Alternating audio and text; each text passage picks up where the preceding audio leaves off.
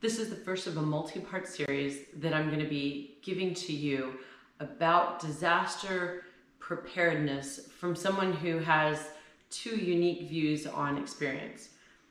Not only am I a real estate broker, but I'm also a former military police officer, and unfortunately, I've been through two fires in my lifetime, one as a teenager and one as an adult homeowner. So I'm going to try and walk you through some of the things that I've learned from those experiences in the first of a multi-part series. But this very first one is going to be about what you need to do to plan.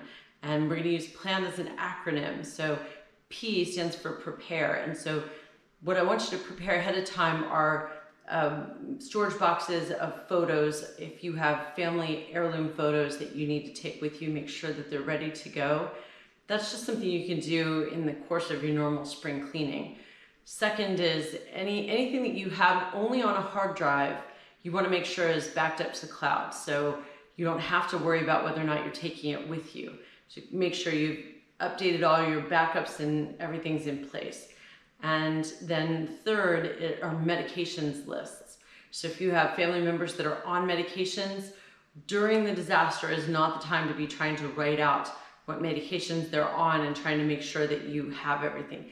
Yes, you can get it from a pharmacy, but if you're displaced for a little while, it's just much easier if you actually have it already in one place and you shove all the medications in one Ziploc bag. And then last but not least, download the San Diego County Emergency app. It's an easy to download app, it's free, and it'll update you on whatever's going on in your area that would be causing you to potentially have to evacuate. So P stands for prepare. Number two, L is lists. Yeah, I'm big on checklists. I know I'm kind of analytical, kind of a geek, but in this case, the lists are what you really need for when it is go time. You've gotten a warning order, there's maybe a wildfire in your area, you know that there have been some tremors from earthquakes nearby, and you've said, hey, there might be another bigger one coming. Whatever that is, if you're preparing, you want to make sure you have a checklist for when it is go time, and you actually have to pack up the car and leave. So that's batteries and clothing and all of those things. And you can get a good list of those items from readysandiego.org. You can go online and get that, and that's a great checklist to start with, and make sure that you have it already printed out and you're ready to go.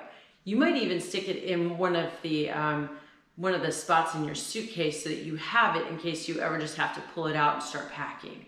Then number three, A, is add. And so here's my little tip or two for you, and that is make sure that you add in all of your bills that are not online and any insurance info that you need to have handy. So most people have their policy number, or they know how to pay their bill online, but they don't necessarily have their insurance agent's phone number or the claims number available. Just make sure you have all of that ready to go. And then you need to open up every cabinet door in your house and take pictures, room by room by room, all four sides of the room, and move on to the next room. And do that for every room in your house, and go around the outside and take pictures too. God forbid you actually do lose your home in a fire. You're gonna want all of those pictures for insurance, because it's all gonna matter when they're doing the claims for what you had inside your home. And then last is N, needs. So the things in your life that need nourishment and will need caring for while you're trying to look at the warning orders and potentially evacuate are going to be things that you want to make sure you're ready for. The first is get gas in the car. If you know that there's a warning order out for potential fire in your area, it's not the time to be going home with just a quarter tank of gas. Make sure you've got half a tank or more so you're ready to go, ready to pack up. And then your kids usually need a way to be soothed and entertained. In 2007, when we had to evacuate for the witch fires, my kids were 9, and they were panicking because we had actually lost a home in the Cedar fires a few years before that. And so they were, obviously going to be upset.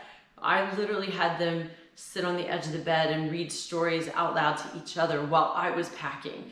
So whatever it is that's going to work for your family, that's going to soothe them, and you can't forget about you. So if you're the one listening to this and you know you're the mom or dad that's got to be doing that packing, make sure you take your earbuds and your favorite book or your favorite tape, pack the extra bubble bath for yourself, whatever that is.